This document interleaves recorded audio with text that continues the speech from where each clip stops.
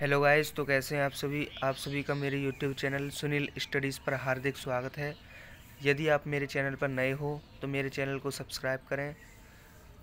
ठीक है, तो आज हम बात करने वाले हैं वाष्प संपीड़न रेफ्रिजरेशन चक्र के बारे में कि वेपर कंप्रेशन रेफ्रिजरेशन साइकिल होता क्या है, ये काम कैसे करता है। तो सबसे पहले समझ लेते हैं। ठीक है, तो इसके चित्र को समझ लेते हैं। देखो, सबसे पहला इसमें और इसके पार्टों के बारे में समझ लेते हैं, कौन कौन सा पार्ट क्या काम करता है।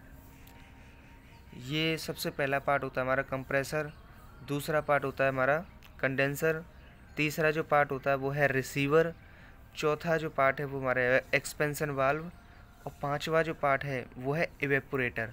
ठीक है, तो सबसे पहला जो पार्ट है ये कंप्रेसर है। ये एनवायरनमेंट से नहीं, एनवायरनमेंट से नहीं, इसमें हम कोई वो ले सकते हैं, कोई द्रव ले सकते हैं। ठीक है, रेफ्रिजरेंट ले सकते हैं। तो उस रेफ्रिजरेंट को कंप्रेसर में भेजते हैं हम सबसे पहले। तो कंप्रेसर क्या करता है, उस रेफ्रिजरेंट को कंप्रेस करने का काम करता है।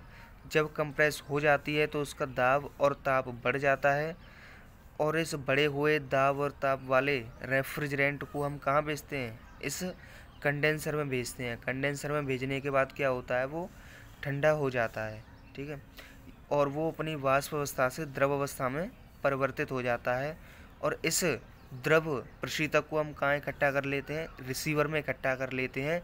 क्यों करते हैं, क्योंकि ज़रूरत के अनुसार हम प्रशीतक को आगे भेज सकते हैं। जितनी मात्रा में आगे ज़रूरत होगी उतनी मात्रा में हम आगे सप्लाई कर देंगे। ठीक है, अब रिसीवर से प्रशीतक को हम एक्सपेंशन वाल्व में भेजेंगे, जहाँ पर उस प्रशीतक का क्या होगा, एक्सपेंशन होगा, जिससे एवेपोरेटर में जाने से पहले कुछ प्रशीतक की मात्रा वाष्प अवस्था में परिवर्तित हो जाएगी। ठीक है, अब उस द्रव प्रशीतक को कहाँ भेजेंगे, उस द्रव व वाष्प वाले प्रशीतक को हम भेजेंगे एवेपोरेटर में। एवेपोरेटर क्या करेगा, वाष्प प्रशीत जो भी हमारा द्रव प्रशीतक आ रहा है उसको वाष्प प्रशीतक में बदलकर प्रशीतन प्रभाव उत्पन्न करने का काम करेगा, ये जो इवेपोरेटर है।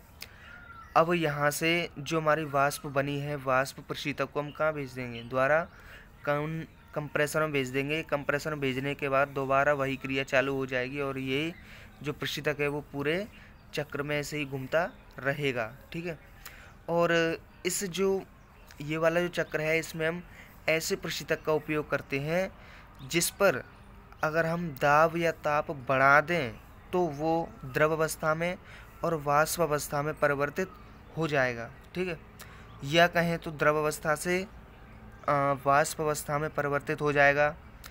और जब हम प्रशीतक को उच्च दाब पर कंप्रेस किया जाता है तो वाष्प संपीड़न रेफ्रिजरेशन चक्र कहते हैं हम इसको। ठीक है, और जब हम उस प्रशीतक को उच्च दाब पर कंप्रेस करते हैं तो उस प्रशीतक को हम क्या कहते हैं, वाष्प संपीड़न रेफ्रिजरेशन चक्र कहते हैं। ठीक है, अब चित्र के माध्यम से तो समझ लिया हमने, अब थोड़ा सा इसकी और देख लेते हैं कि क्या है। तो सबसे पहले इसका इंट्रोडक्शन पढ़ लेते हैं कि, ठीक है, सबसे पहले तो वाष्प संपीड़न रेफ्रिजरेशन चक्र में ऐसे प्रशीतक का प्रयोग किया जाता है जो ताप व दाब के बढ़ने व कम होने से द्रव अवस्था में और वाष्प अवस्था में परिवर्तित होता रहता है। और जब इस प्रशीतक को उच्च दाब पर कंप्रेस किया जाता है तो इसे वाष्प संपीड़न रेफ्रिजरेशन चक्र कहते हैं। ठीक है, देखो थोड़ा बहुत तो समझ में आ ही गया होगा, अगर समझ में नहीं आया तो आप वीडियो को दोबारा भी देख सकते हैं। ठीक है, अब इसके सिद्धांत को पढ़ लेते हैं कि इसका सिद्धांत क्या कहता है हमारा। तो इस प्रकार के चक्र में हम क्या करते हैं, जो प्रशीतक होता है हमारा वो बाहर नहीं निकलता है, तथा ये रेफ्रिजरेंट संघनित्र माने कंडेंसर। ठीक है, और जो रेफ्रिजरेंट होता है वो हमारा प्रशीतक होता है। तो जो प्रशीतक है वो संघनित्र से यानी कि कंडेंसर से इवेपोरेटर को हम हिंदी में वाष्पित्र कहते हैं। ठीक है, तो इवेपोरेटर में और इवेपोरेटर से कंडेंसर में परिसंचरित यानी कि घूमता रहता है, और ये प्रशीतक यानी कि रेफ्रिजरेंट द्रव अवस्था से वाष्प अवस्था में परिवर्तित होने पर क्या करता है, मैंने बताया था ना आपको, परिवर्तित होने पर प्रशीतन प्रभाव उत्पन्न करता है। ठीक है, तथा वाष्प अवस्था से द्रव अवस्था में परिवर्तित होने पर यह अपनी ऊष्मा को खो देता है और ठंडा हो जाता है। ठीक है, तो ये इसका प्रिंसिपल बहुत सिंपल है, आप आसानी से इसको याद कर सकते हैं, कोई इसमें वो नहीं है। अब इसकी वर्किंग को बात करते हैं कि इसकी वर्किंग क्या है, कैसे काम करती है। तो हम एक एक पार्ट से इसकी वर्किंग को समझने की कोशिश करते हैं। ठीक है, सबसे पहला पार्ट होता है हमारा कंप्रेसर। तो कंप्रेसर काम क्या करता है, तो सर्वप्रथम जो प्रशीतक होता है उसे कंप्रेसर में भेजा जाता है और कंप्रेसर प्रशीतक को कंप्रेस करता है, जिससे उस प्रशीतक का ताप व दाब बढ़ जाता है और वाष्प में परिवर्तित हो जाता है। दूसरा पार्ट है हमारा कंडेंसर। कंप्रेसर के बाद प्रशीतक को कंडेंसर में भेजा जाता है। ठीक है, और प्रशीतक के ताप व दाब में कमी आती है, जिससे वह द्रव अवस्था में परिवर्तित हो जाता है। अब रिसीवर की बात करते हैं कि रिसीवर क्या होता है।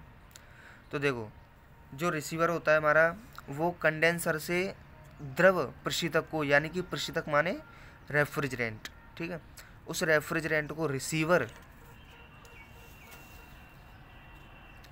में एकत्रित किया जाता है, यानी कि इकट्ठा किया जाता है और आवश्यकता के अनुसार द्रव रेफ्रिजरेंट यानी कि प्रशीतक को आगे भेजा जाता है।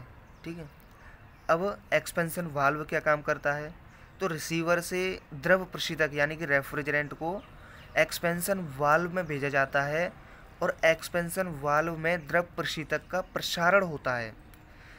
ठीक है, प्रसारण होगा उसका, जिससे उसकी जो कह सकते हैं उसका जो तापमान है या उसका दाब है उसमें कमी आ जाएगी थोड़ी बहुत, जिससे द्रव प्रशीतक का कुछ भाग पहले से ही वाष्प प्रशीतक में परिवर्तित हो जाएगा। अब इसके आखिरी पार्ट की बात करते हैं, इसका आखिरी पार्ट कैसे काम करता है। तो इसका जो एवेपोरेटर होता है आखिरी पार्ट, तो एक्सपेंशन वाल्व के माध्यम से प्रशीतक को वाष्पित्र यानी कि एवेपोरेटर में भेजा जाता है और द्रव प्रशीतक यानी कि रेफ्रिजरेंट को वाष्प प्रशीतक में परिवर्तित होकर, ठीक है, द्रव प्रशीतक वाष्प प्रशीतक में परिवर्तित होकर प्रशीतन प्रभाव उत्पन्न करता है एवेपोरेटर में। अतः हम क्या कह सकते हैं कि जो वाष्पित्र होता है, वाष्पित्र से वाष्प प्रशीतक यानी कि रेफ्रिजरेंट को कंप्रेसर में भेजा जाता है तथा यही चक्र बार बार दोहराया जाता है।